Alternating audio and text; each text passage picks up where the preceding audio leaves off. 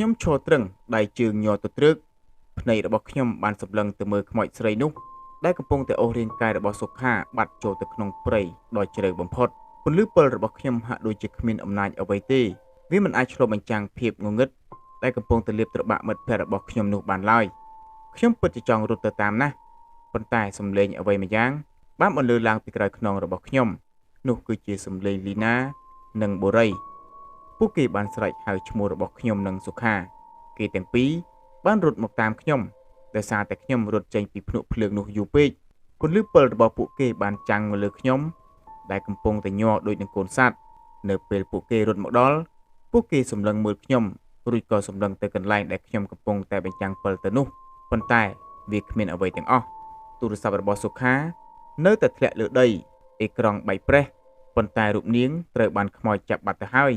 ចំណែកស្នាមនៅលើដីក៏បាត់អស់រលីងហាក់ដូចជាមិនមានអ្វីកើតឡើងទាល់តែសោះខ្ញុំភ័យស្លន់ស្លោខ្ញុំព្យាយាមចង្អុលទៅក្នុងព្រៃនិងព្យាយាមនិយាយតែខ្ញុំនិយាយមិនចេញបានត្រឹមតែយំហើយនិយាយពាក្យដដែលថាវាយកសុខាទៅហើយបុរីមើលទៅដូចជាខឹងនឹងខ្ញុំខ្លាំងណាស់គាត់ប្រហែលជាគិតថាខ្ញុំនិងសុខា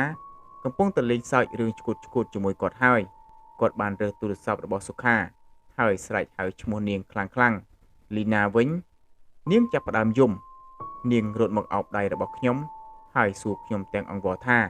តើមានរឿងអ្វីកើតឡើងឲ្យពិតប្រាកដខ្ញុំមិនដឹងថាគួរបញ្យល់ពួកគេបែបណាទេ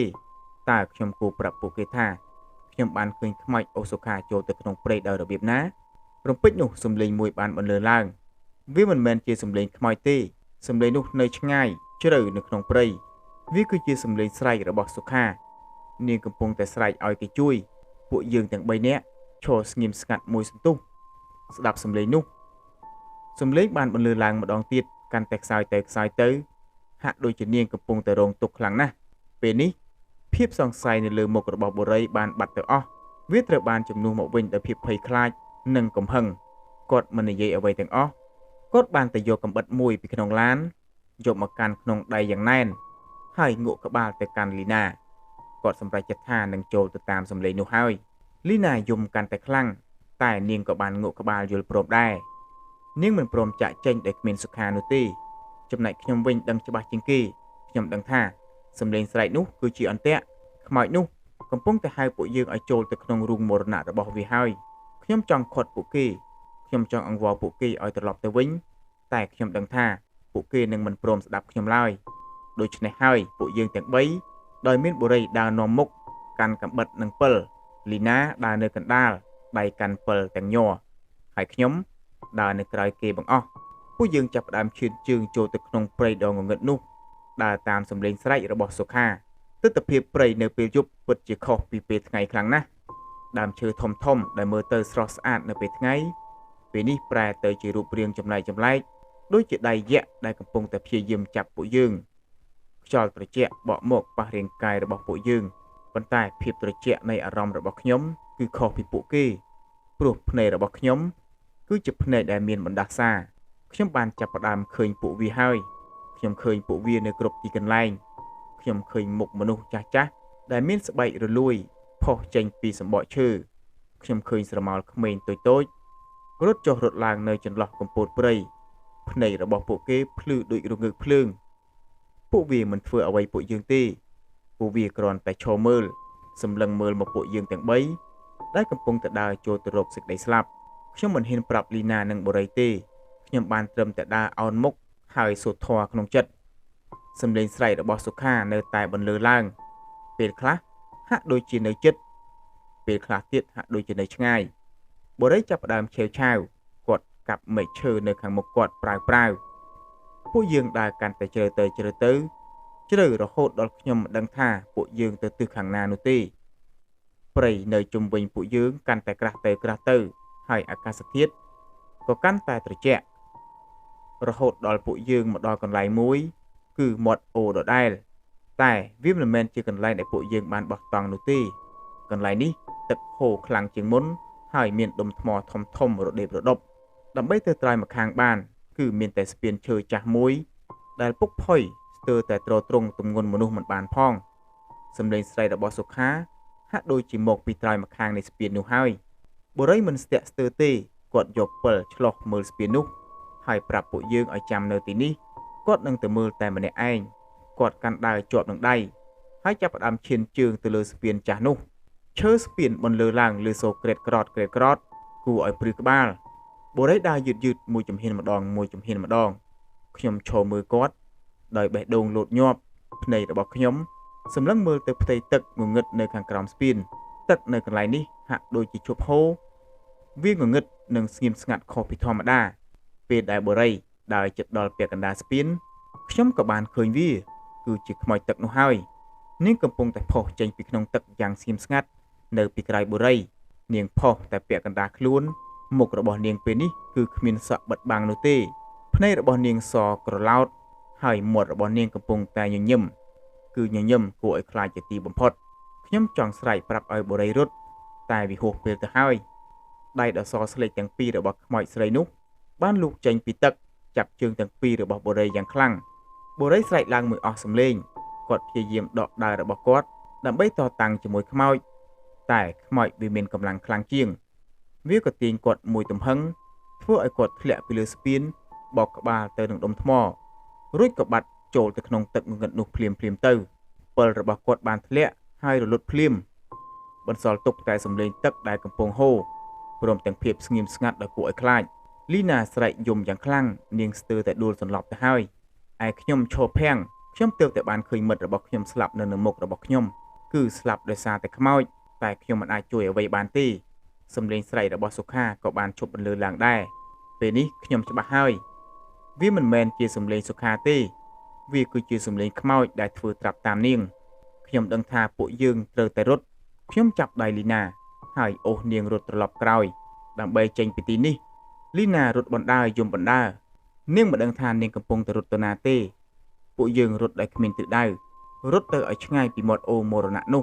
ព្រៃហាក់ដូចជាកំពុងតែលេងសើចជាមួយពួកយើងណាពួកយើងរត់ហើយរត់ទៀតប៉ុន្តែដូចជារត់មិនផុតសោះដើមឈើដែលពួកយើងរត់កាត់នោះហាក់ដូចជានៅដដែលទីបំផុតពួកយើងទាំងពីរនាក់ក៏បានរត់មកដល់កន្លែងវាលមួយខ្ញុំស្គាល់ទីនេះព្រោះវាគឺជាដើមជ្រៃធំជាកន្លែងដែលសុខាបានបាត់ខ្លួនព្រៃនេះបាននាំពួកយើងត្រឡប់មកកន្លែងដើមវិញពួកយើងជាប់អន្ទាក់ហើយលីណាហត់ពេកក៏ដួលទៅលើដីនៅក្បែរឫសជ្រៃធំនោះនាងយំហើយនិយាយថានាងទៅមុខទៀតលែងរួចហើយនាងសុំឲ្យខ្ញុំរត់ចោលនាងទៅចុះខ្ញុំឈរមើលនាងទាំងអស់សង្ឃឹមខ្ញុំក៏ដួលទៅក្បែរនាងដែរខ្ញុំអស់កម្លាំងទាំងផ្លូវកាយនិងផ្លូវចិត្តខ្ញុំយកពិលឆ្លោះនៅជុំវិញខ្លួនឃើញស្រមោលខ្មោចជាច្រើនកំពុងតែឈរនៅជុំវិញពួកយើងពួកវាកំពុងតែរងចាំគឺចាំមើលពួកយើងស្លាប់លីណាដែលកំពុងតែអង្គុយយំផ្អែកទៅនឹងដើមជ្រៃស្រាប់តែនាងឈប់យំនាងងើបមុខឡើងសម្លឹងមកខ្ញុំទាំងភ្នែកសស្គុះនាងចាប់ផ្ដើមនិយាយតែសំឡេងនោះមិនមែនជាសំឡេងរបស់នាងទេវាគឺជាសំឡេងមនុស្សចាស់ក្រឡនិយាយទាំងកំហឹងពួកឯងមកទីនេះធ្វើឲ្យទីនេះកខ្វក់ពួកឯងត្រូវតែសងខ្ញុំដឹងភ្លាមព្រលឹងអ្វីម្យ៉ាងបានចូលសន្ធិដ្ឋនាងហើយខ្ញុំរំកិលខ្លួនថយក្រោយលីណាក៏ចាប់ផ្ដើមសើចសំឡេងសើចរបស់នាងគួរឲ្យខ្លាចជាងសំឡេងយំរបស់នាងទៅទៀតរំពេចនោះឫសជ្រៃដែលនៅជុំវិញនាងដែលមើលទៅគ្មានជីវិតនោះក៏ចាប់ផ្ដើមធ្វើចលនាពួកវាធ្វើចលនាដូចជាសត្វពស់លូនមកពាត់ជើងរបស់លីណាហាក់ដូចជាបានដឹងខ្លួនឡើងវិញនាងស្រែកឡើងយ៉ាងខ្លាំងនៅពេលដែលឃើញឫសឈើទាំងនោះនាងព្យាយាមក្រោកឡើងតែឫសឈើទាំងនោះបានរឹតខ្លួនប្រាណរបស់នាងកាន់តែខ្លាំងខ្ញុំព្យាយាមរត់ទៅជួយតែឫសឈើជាច្រើនផ្សេងទៀតបានផុសចេញពីដីរារាំងផ្លូវខ្ញុំដូចជារបងបន្លាខ្ញុំបានត្រឹមតែឈរមើលឫសឈើទាំងនោះរឹតលីណាកាន់តែខ្លាំងឡើងរហូតដល់ខ្ញុំឮសំឡេងឆ្អឹងរបស់នាងបាក់នាងស្រែកមួយអស់សំឡេងចុងក្រោយមុនពេលដែលឫសឈើទាំងនោះបានទាញនាងចូលទៅក្នុងដីបាត់រូបនៅនឹងមុខខ្ញុំបន្សល់ទុកតែភាពស្ងៀមស្ងាត់និងដៃម្ខាងរបស់នាងដែលនៅលៀនចេញពីដីទាំងត្រដោកខ្យល់មុនពេលដែលនាងត្រូវបានទាញចូលទៅទាំងអស់នោះខ្ញុំដួលទៅនឹងដីអ្វីគ្រប់យ៉ាងបានចាប់ហើយសុខាបុរីហើយឥឡូវនេះលីណាពួកគេស្លាប់អស់ទៅហើយគឺនៅសល់តែខ្ញុំម្នាក់ឯងនៅកណ្ដាលព្រៃដែលពោពេញទៅដោយព្រលឹងខ្មោចខ្ញុំអង្គុយនៅទីនោះ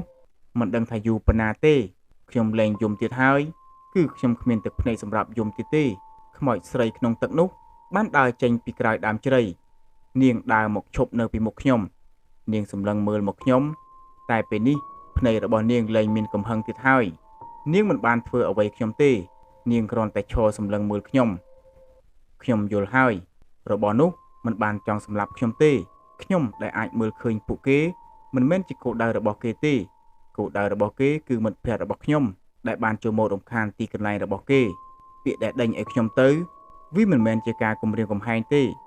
វាគ្រាន់តែជាការព្រមានប៉ុណ្ណោះខ្ញុំមិនដឹងថាខ្ញុំបានកម្លាំងមកពីណាទេខ្ញុំក៏ស្ទុះក្រោកឈរហើយចាប់ផ្ដើមដើរដែលគ្មានទិសដៅ